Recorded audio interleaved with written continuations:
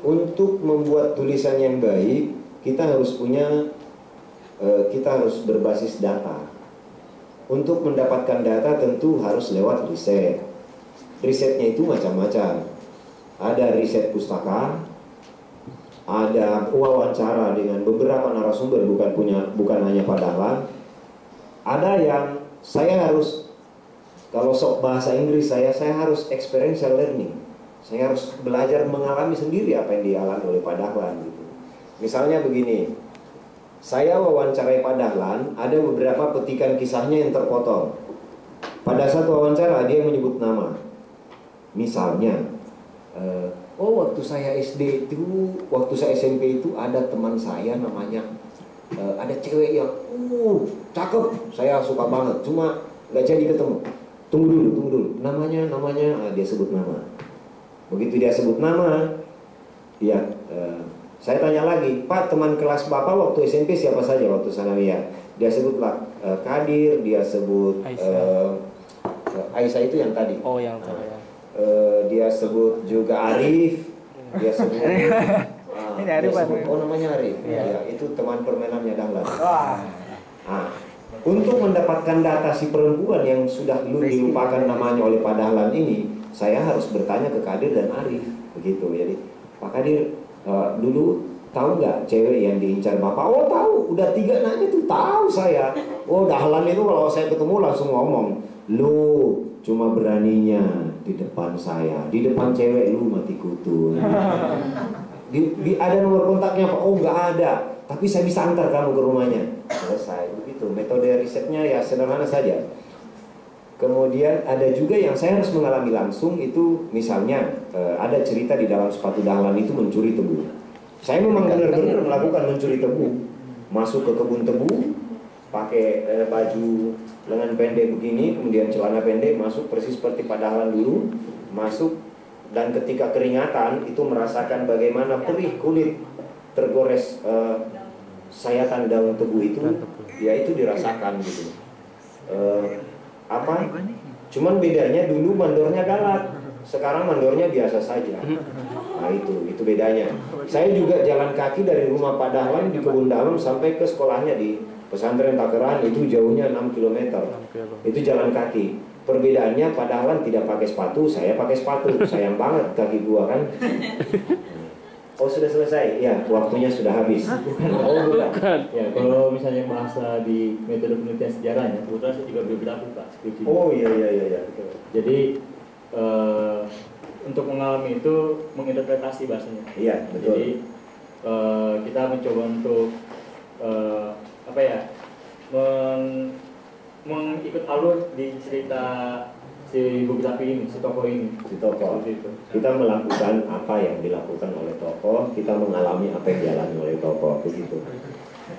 Selain itu ya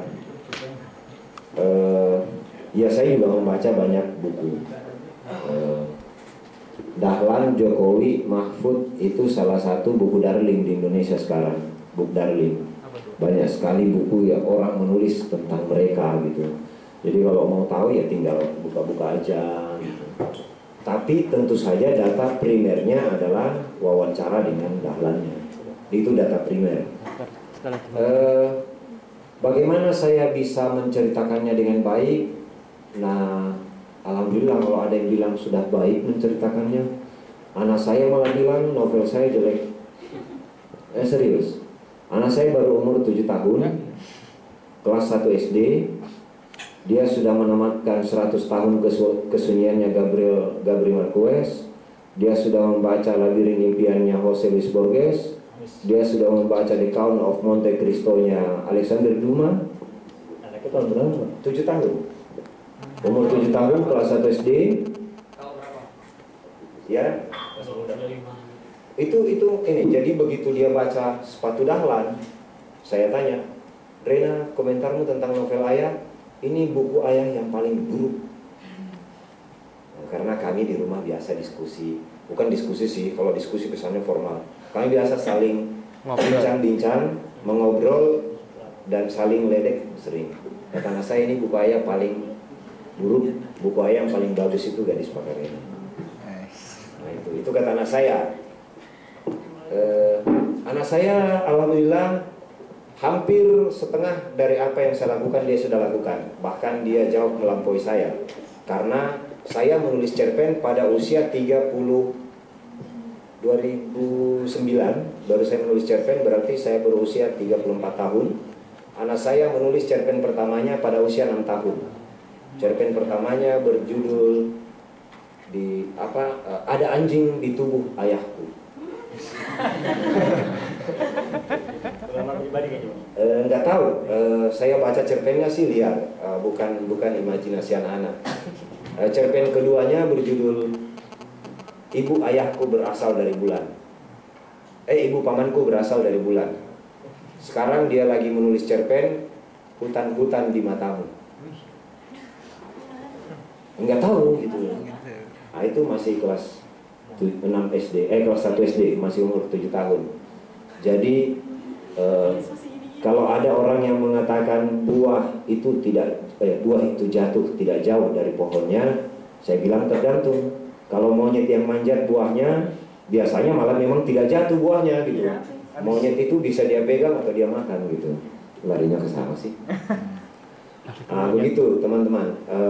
Jadi mungkin lebih dari endapan pengalaman bertahun-tahun, saya mulai menulis 97, meskipun buku pertama saya terbit 2007. Iya. Ini Surat Dahlan buku ke-17. Iya. Pak, kalau misalkan menulis novel itu juga ada produksi dan Oh iya, gitu ya? ada. Makanya jadi fokus ya, 14 hari itu udah ada pranya semuanya. Sudah ada semua, iya. 8 hari itu hanya menulis tok. Udah terkonsep sebelumnya. Iya, sudah selesai di kepala, sudah ada peta naskah. Peta naskah itu maksudnya tidak hanya di kepala tok. Jadi saya membuat tulisan, sayang sekali saya tidak bawa laptop. Saya, ya kan tidak ada dataku di situ. Enggak, saya pernah ditegur di pesantren Nurul Jadid. Saya ditegur peserta, saya bawa laptop sendiri, ternyata tidak ada kabel untuk infokusnya kan. Orang-orang Jakarta memang senang ke daerah itu hanya untuk memperlihatkan bahwa laptopnya mahal. Dan sampai sekarang saya tidak pernah lagi bawa laptop kemana-mana, kecuali untuk menulis gitu. Jangan-jangan saya terkena takabur tanpa saya sadari kan gitu. Sampai di mana sih kita? Iya, praproduksi sama saja. Cuman saya lebih dahulu sudah kelar semuanya sebelum menulis. Jadi baru menulis itu tinggal keluar menulis tok. Tidak ada pekerjaan lain. Seperti saya sebut tadi, saya tidak berhubungan dengan dunia maya, apalagi Luna Maya. Saya tidak menerima telepon dari siapapun kecuali dari anak dan istri. Karena bahaya risikonya kalau anak bisa ngambek, kalau istri bisa tidak dapat jatah makan kita, dan lain-lain. Seperti itu. Praproduksi kalau kita hitung riset, Sepatu Dahlan itu risetnya 1,5 bulan.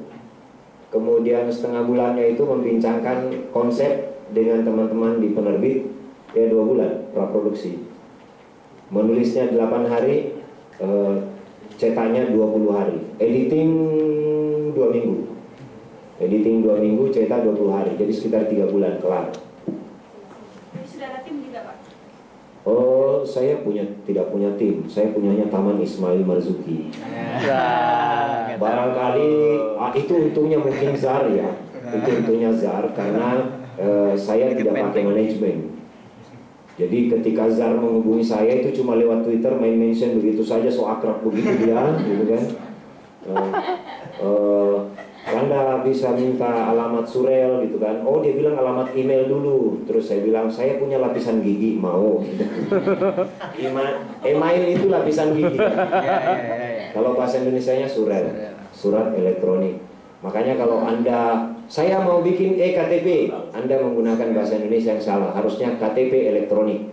Karena di Indonesia itu hukumnya diterangkan menerangkan.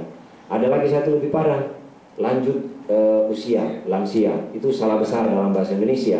Karena yang diterangkan adalah lanjut, yang menerangkan adalah usia. Jadi kalau ada orang yang usianya sudah 80 tahun, bisa lanjut lagi dia sampai 80 tahun. Nah, gitu maksudnya lanjut usia. Harusnya usia lanjut, usianya sudah lanjut. Gitu. Nah, rumah sakit itu benar, karena kalau sakit rumahnya harus diperbaiki. Nah, Akhirnya lupa. Nah itu praproduksinya semuanya sudah selesai ke sana. Tim tidak punya tim, kenapa? Karena saya biasa bekerja sendirian.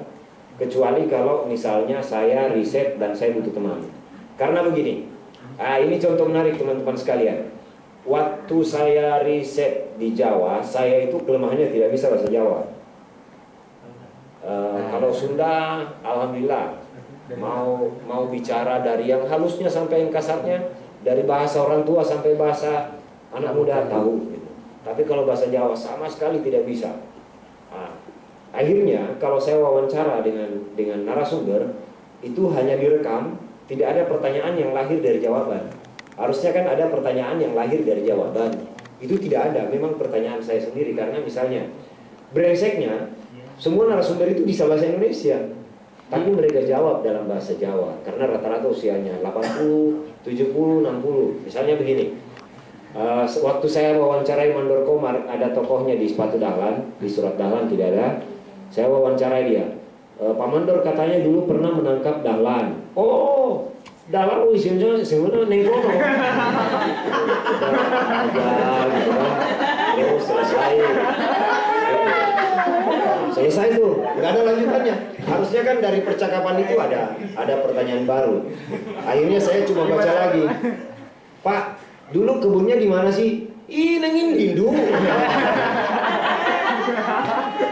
Apa tuh? Oh, iki. Nah, tahunya apa iki? Nengkono.